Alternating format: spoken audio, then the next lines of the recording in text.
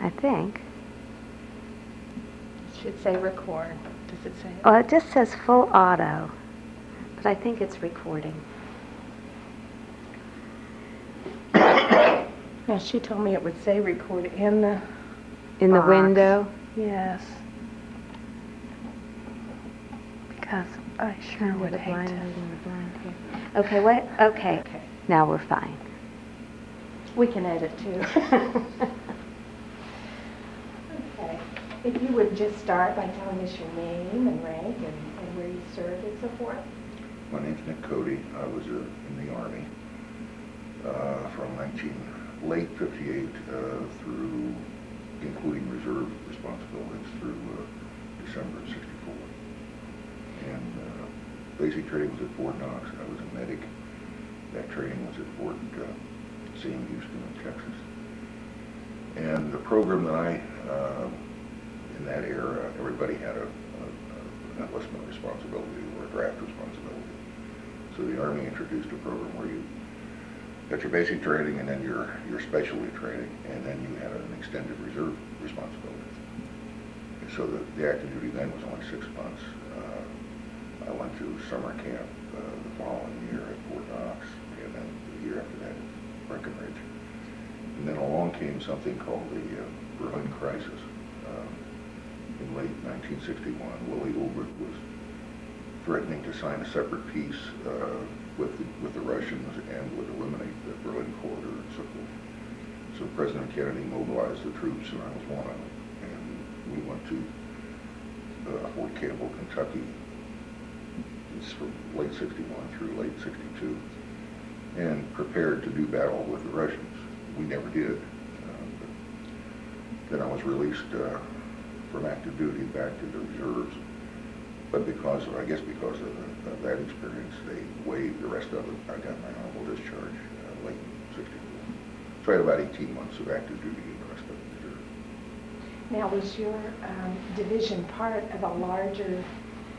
101st Airborne. Okay, 101st Airborne. And then their basic responsibility was what? I know that you served as a medic and were moving out in a potential wartime situation. What was their main responsibility as the 101st? Kick all the rear. I mean, that was airborne to go in and relieve the and for someone that doesn't know what airborne responsibility is, jump out of airborne. Okay. Okay. What were your everyday duties? What was your normal day like? Well, the early part training was pretty much just training. When we were recalled for active duty, we spent the first 3 or 4 months in the field just getting ourselves tough. And then I worked in the hospital at Fort Campbell for about 4 or 5 months I worked in the pediatric clinic, which is fun. And then Willie Ulbricht backed down very clearly, but Kennedy didn't know what to do with us.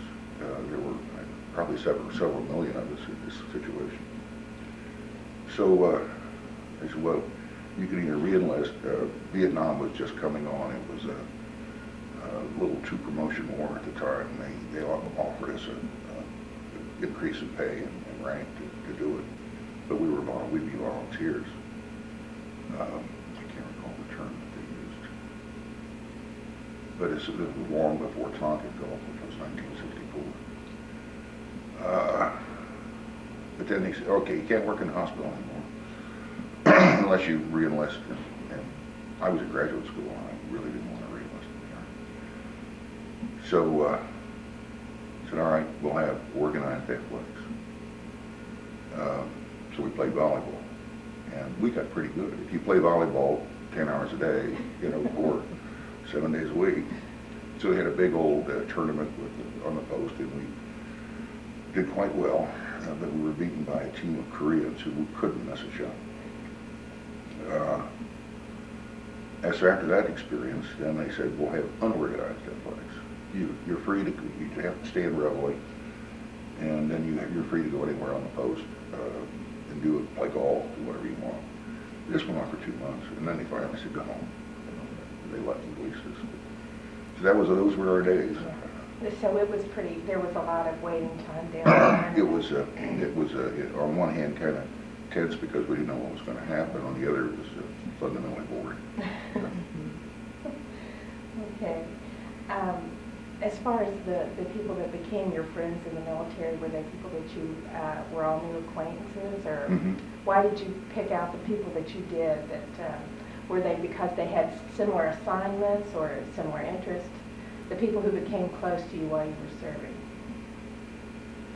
Well, we were an accumulation of folks from all over the United States. We knew no one prior to this. And it sounds kind of dumb, but your closest associates are the ones who are in the physical proximity in your squad, the next bunk, with some exceptions, of course, if you just don't have anything in common. But you tend to hang out together.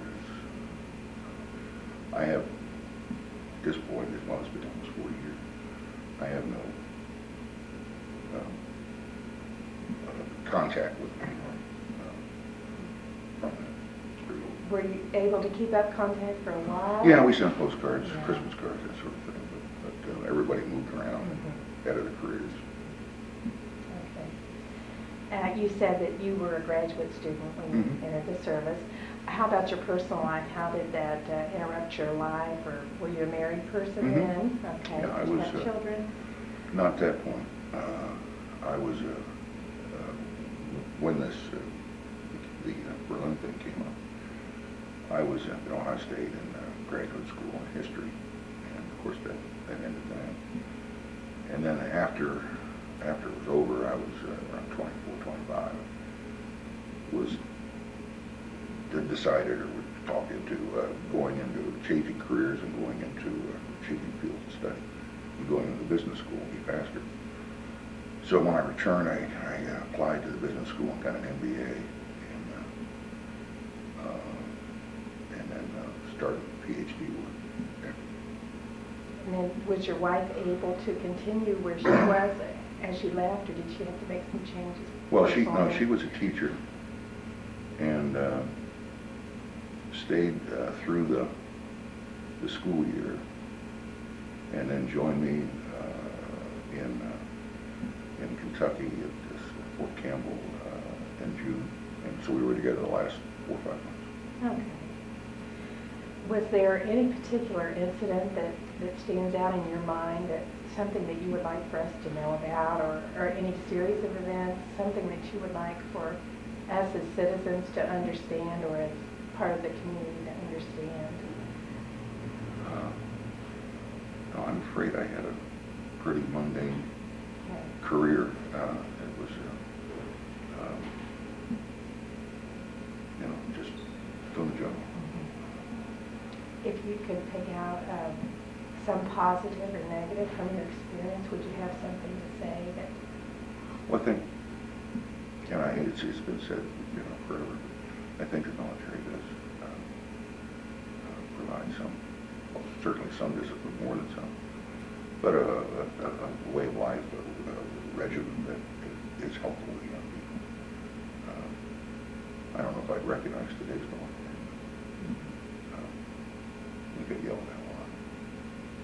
Deserving most of the time. Is there anything that we've overlooked that you would like to add to the conversation? No, okay. I think it's, I apologize, I wasn't highly decorated. No apology necessary. I stayed out of trouble. Okay, do you have anything? I did find, it's all walked away over the years, but I did find like our yearbook, and you're more than welcome to them. This was from basic training, and at Fort Knox. But I guess I don't know if it was given to us, we bought it or what.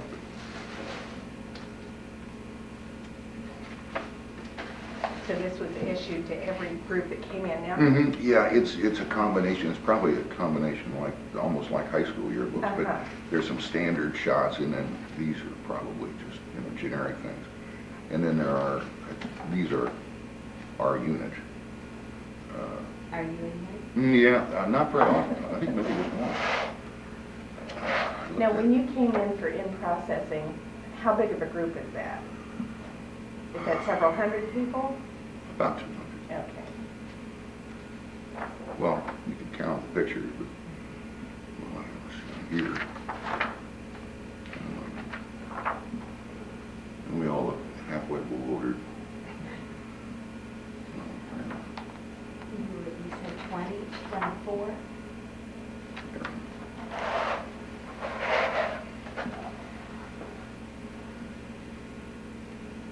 Look the same. Well,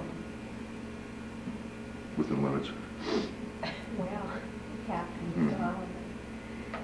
Can we make a copy of this You can, afterwards? as far as I'm concerned, you can have it. Or you wanted to have it made a display of some kind. That's correct. Yeah. That's great. Okay, sooner or later, I'd like it back. Okay. We'll make sure that we identify it so that we Okay. get it back to you. What we plan to do is, the last week of June into the 1st of July, we plan to have on display in Casey's out here some of the memorabilia that people have brought in. And we're going to have a display board of the area veterans. And then we're going, I think the plan is to have these running on a loop outside Right. so that people can click on the machine and Oh, want to see. And then hopefully we'll transcribe, the taping, and then put that into a book to put into the Ohio Annery. So there'll be a permanent record okay. of all of this. Well, thank you. Well, thank you very much. It's been a pleasure to meet you. May I shake your hand? Oh, absolutely. Okay, Ken, we'll start with if you'd like to introduce yourself and talk about your rank, so forth. Good morning. My name's Ken Osborne.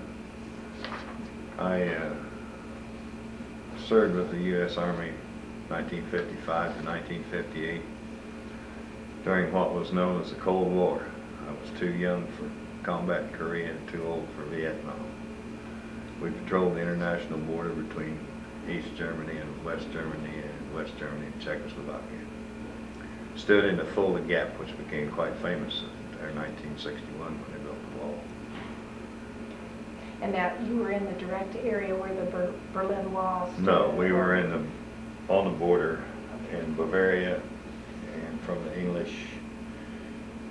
the British zone south all the way down to Czechoslovakia. Okay. And you served how long? You said 4 years?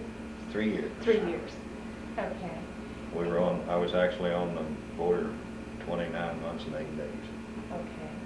Now, your group was part of what bigger division? Or? 7th Army. Okay. And then what was your particular division responsibilities or group responsibilities as far as day to day?